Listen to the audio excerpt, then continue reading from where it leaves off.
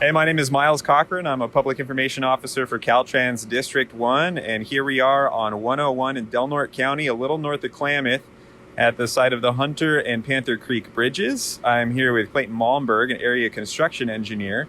He's overseeing this project. Thank you for being here, Clayton, and talking to me about this. Sure.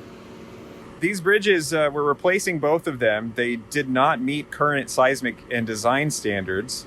And we have a temporary detour bridge here. It's been around for a couple of years. Traffic impacts have been, slowed down here, but we've kept traffic moving while we've created these awesome new bridges. And it looks like we're aiming to complete construction by spring. In your opinion, what are the most interesting components about this project? Well, Panther Creek Bridge is a very unique steel tied arch structure. It's one of the first of its kind in District 1. It spans critical salmon and steelhead habitat. And one of the reasons why we went with this type of structure is that there's just not a lot of room between the water surface and the roadway surface. So we needed a structure that would span the creek and not need intermediary piles because it is critical salmon and steelhead spawning habitat.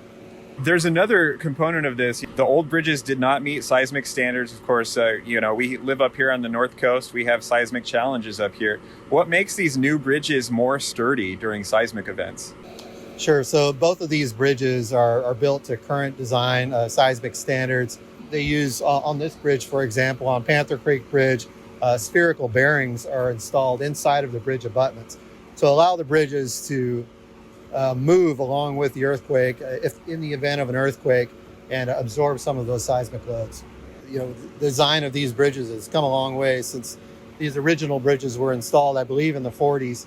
And they were, designed to hold traffic and static loads, but not necessarily designed for movement in the event of an earthquake. And there's some other upsides too, right? Because, these are much wider, and we're going to have, a pathway here for pedestrians and cyclists along both of these Hunter and Panther Creek bridges.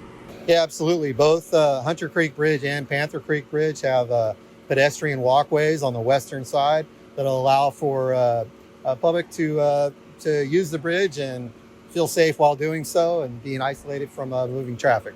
There's actually some design elements that the Yurok tribe helped us with. They've been involved throughout this process for the design and construction of these two bridges. Absolutely. The Yurok tribe's been a critical partner for us throughout this project. This project, as you know, is within the limits of the Yurok Reservation, and so they've been excellent in assisting and consulting during the design of the project, and also out here during construction. We have travel monitors on site and keep them up to date regularly on the progress of the construction. Another really exciting angle about this has been the Panther side. It's the only small suspension bridge in all of District 1. A lot of people, whenever they think of suspension bridges that come to mind, it'd be like the Golden Gate and the Bay Bridge. And we've got this tiny little suspension bridge here.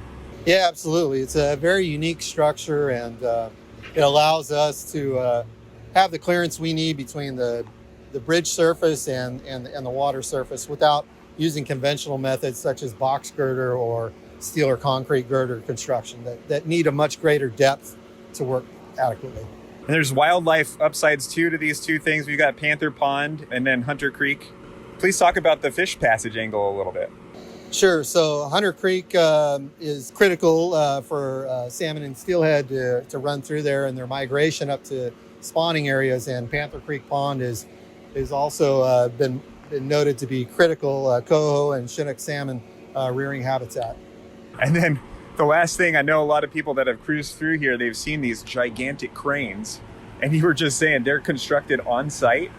Yeah, absolutely. These cranes come out in multiple truckloads and are assembled on site. It takes several days to do that, but we have two large cranes in operation here that work on a daily basis to get both of these bridges completed. I love it. Well, is there anything else you wanted to mention, Clayton? Nope. Thanks for coming out. I'm glad that we're shining a spotlight on this project. We got a lot of neat things and very unique things going on here, and when we're done, it's going to look great, and I think everyone's going to be happy with it. Awesome. So I would encourage everybody to just Google Hunter Panther Creek Bridge, Caltrans, and you can find the project webpage. There's all kinds of interesting information there as well. This has been a little Caltrans interview with Miles and Clayton. Thanks for checking it out. Thanks.